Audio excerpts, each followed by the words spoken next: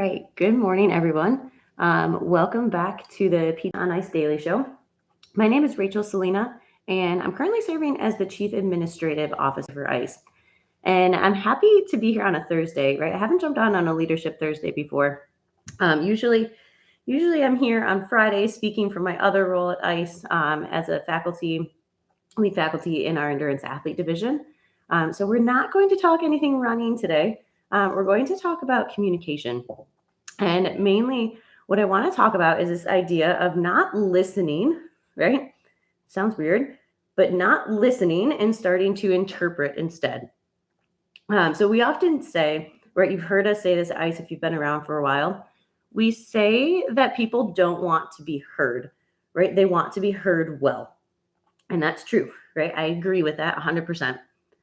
But I do think that sometimes we have to actually go one step further, right? And move beyond hearing and listening into the realm of interpretation. All right, so I'm going to tell you a little bit of a story to kind of set the background here and help explain kind of what made me start to think about this and just kind of give you some context for it. So in undergrad, I spent my last semester studying abroad. Okay, I studied abroad in Spain. I guess I'll use the word study pretty loosely. So I lived in Spain. By study, I went to the university 2 mornings a week for an hour and talked about Don Quixote. And then the rest of the time I did an internship. And so through my time there, right, having to learn a different language, I started to appreciate that there can be a difference between the actual meaning of a word, like this word means bread or whatever, the definition of a word, and how to actually put those words together to say what I mean. All right, there'd be a number of times where, especially in the early days of being there, when everything had to go through a filter of like, I want to say this, these are the words I need to use, this is how I say what I want to say. All right, there would be a lot of times where I'd be like, oh, I know how to say this one thing that I want to say, and I would say it. And then like my host mom, I lived with a family there. My host mom would just look at me and be like, Raquel, that's not how you say that. I was like, but it is. I know it is. Like, I learned these words. I know that that's what these words mean. And she'd be like, yes, that word means that. But if you want to say what you're trying to say, we don't use that word. We say it like this, right? It might not be literal. So the words I used weren't wrong. It didn't have the same meaning when in a phrase or how to put it together. So I saw this on the flip side too, right? A number of the friends that I made there who were Spanish speakers, right, were starting to learn English. And so I got to experience speaking in English to them and hearing how they would use words, phrases incorrectly, right? I know because I understand English, I know what they're intending to say. And the words that they're saying are English words, right? But they don't actually make sense how they said it because that's not how we say it. That's not how we convey the meaning, right, that's trying to be conveyed. It's just words. So that was a long time ago now. So flash forward to more current day. One of the things I've really realized that I enjoy doing, which I didn't really realize I enjoyed this before, I really love having conversations with people who are speaking English, right? Maybe it's in a group setting, maybe it's individually, whatever. I love talking with people who are speaking English, but where English is not their first language, right? They've learned English as a second language, a third language, whatever it might be. I love listening and hearing what they're saying, but trying to actually pick out like, ooh, that's not how we say that, but I know what they're trying to say. Like, I like interpreting someone's English, right? Even though it's English words. And I found that sometimes in group settings, right, particularly with other people who haven't learned a different language, right? So maybe I'm in a group of only English speakers who only have ever used English. Those people sometimes have a hard time understanding what this second language English speaker is saying. And not because the words that they used aren't English, but it's not quite how we say something. right? So I've been able to listen and hear what that person's saying, but filter it through the context of understanding language to know this is what they mean, right? And so I found I can interpret someone's English. So bringing this to something that's applicable to us, right? Because most times we're, in some situations we're speaking different languages, but I want you to think for a second that health, medicine, fitness, right? Those can be like foreign languages to people. We're familiar with them, right? Just like you're very familiar with the language that you grew up speaking. You have an innate knowledge of it. You don't really have to think about it, right? We have spent so much time immersed in health, fitness, medicine, right? From background, from training, even if you're in some different settings and contexts now, that those languages, right, are very familiar to us. But to some of our patients or our clients, they're not. And I want to encourage you to start interacting with your patients and clients and start thinking of them, right, as if they're speaking a foreign language, right? They are using the words, the lingo of fitness and health and medicine as a foreign language that they are learning, right? And what we might need to do sometimes is to hear what they're saying, right? To listen to what our patients and clients are saying, hear the words that they use, but pause for just a second before responding to think through, to filter it through the knowledge that you have and think, is this person actually meaning what the words they said say, right? Pause for a second. What did I hear? What do I think this person actually means by that? Is it the same thing, right? This doesn't have to just apply to words and language either. I think we can think of it as systems, right? Think about the medical insurance system, right? That's, again, something that we might be very familiar with, but our patients maybe are not. Hey, one of my roles at ICE is to kind of filter through and answer all of the emails that come through our info@ice.physio email address, okay? Most people sending emails there, right, they're using English. That's not the problem. We're moving beyond that language part. The problem is that I understand how everything functions at ICE, right? I understand all of our systems, all of our processes, right? But the person who's sending that email, who's asking that question, they don't have that information. They might have parts of it, pieces of it, but not the whole thing.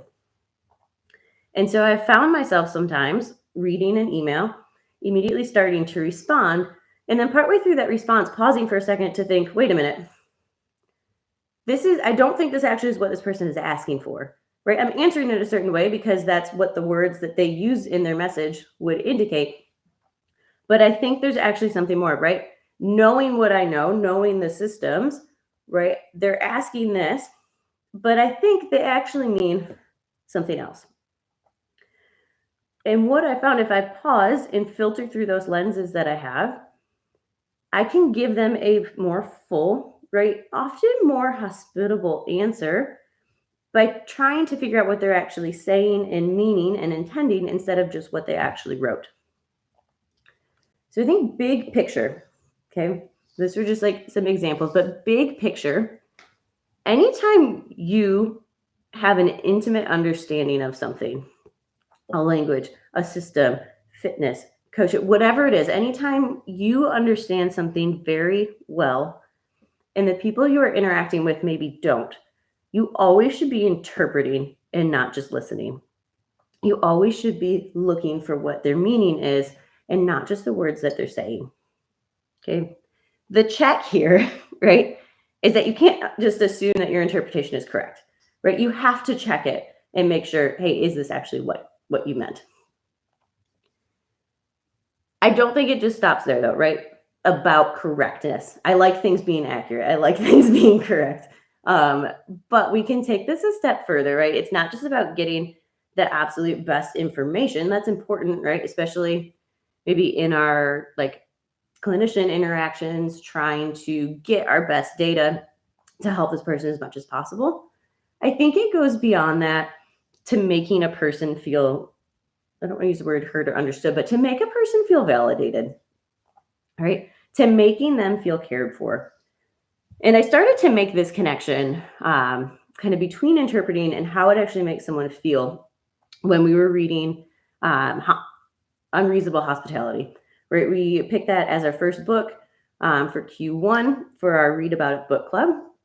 It's a really great book, but it started making me think, right? Can I take one step further in all of my interactions, right? Especially those ones where I understand the language or the system more so than the person I'm interacting with. Can I take that one extra step to meet a person where they're at, right? Instead of correcting someone, right, for not using maybe the appropriate word or telling them that they didn't say something correct, or even like making them feel inferior or second guessing themselves, like, oh, I asked this, but they didn't quite understand it. Instead of making them feel inferior or like putting myself forward as I have to be the expert, right? Can I try to understand what they're saying before responding? So one more example to kind of drive this home, right? I spent a number of years working at a Starbucks, right? That was kind of my coffee shops in general, but like after undergrad, before PT school, even through PT school, Starbucks is a place that has their own lingo, right? There's a word for, they call everything a different word. Like their sizes are a different name. You're supposed to say modifications to a drink in a certain order. So like that's part of the training you get working there. But to a lot of people, like it's different from other coffee shops. It's not consistent from Starbucks to Dunkin' Donuts to wherever else you might go. And so oftentimes people would not say things correctly, right?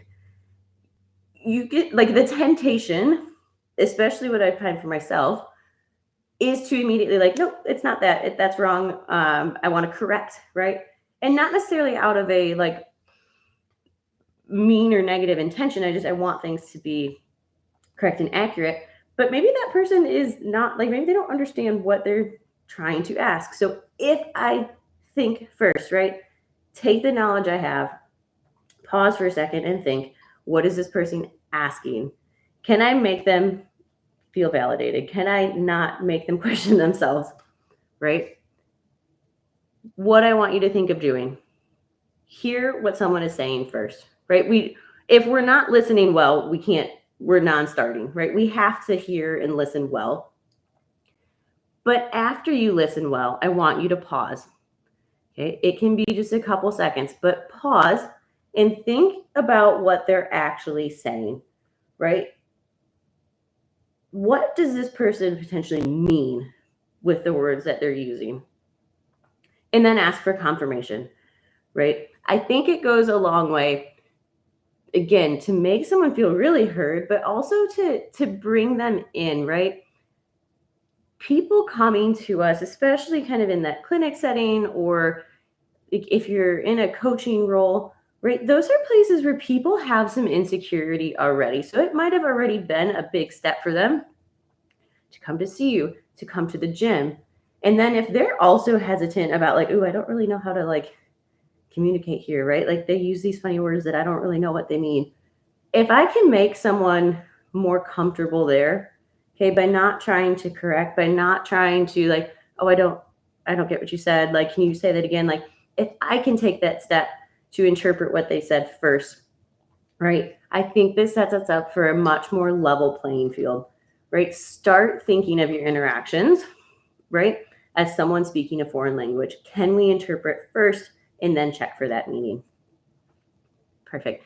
Thanks for tuning in. This was a fun one for me, so I appreciate your time. Please hit me up any questions or comments below. I think it's fun to read through them and kind of hear your thoughts. But have a great Thursday, right? It is still Gut Check Thursday. This week, though, we have our last open workout, so have fun hitting that. My only hope is that there's not too much time upside down, right? I'd like to stay upright, but have fun with that, and we will catch you next week.